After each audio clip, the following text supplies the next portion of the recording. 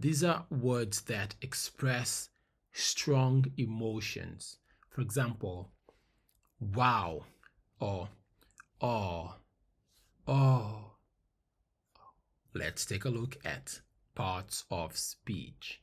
Now, understanding the parts of speech in English is crucial as they form the building blocks of English grammar. Let's take a look at nouns. What are nouns?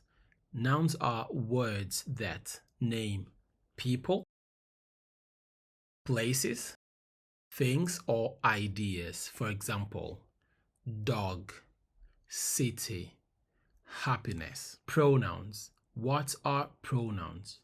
These are words that replace nouns.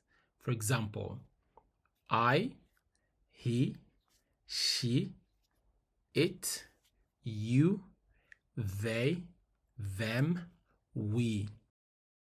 These are called pronouns in English. Verbs. What are verbs in English? Verbs are words that express actions or states.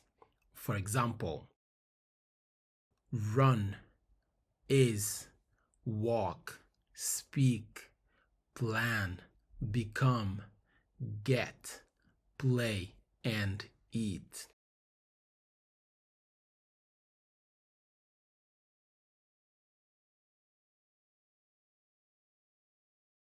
Adjectives. What are adjectives?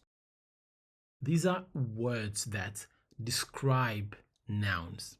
For example, big, beautiful, tired, funny, sunny, tall, short. Adverbs. What are adverbs in English? Adverbs are words that modify verbs, adjectives, or other adverbs. For example, quickly, very. These are adverbs. Prepositions. What are prepositions in English? These are words that show relationships between nouns and or pronouns and other words in a sentence. For example, in, on, at. These are a pain in the butt. They are very important, but they are a headache. Next, conjunctions.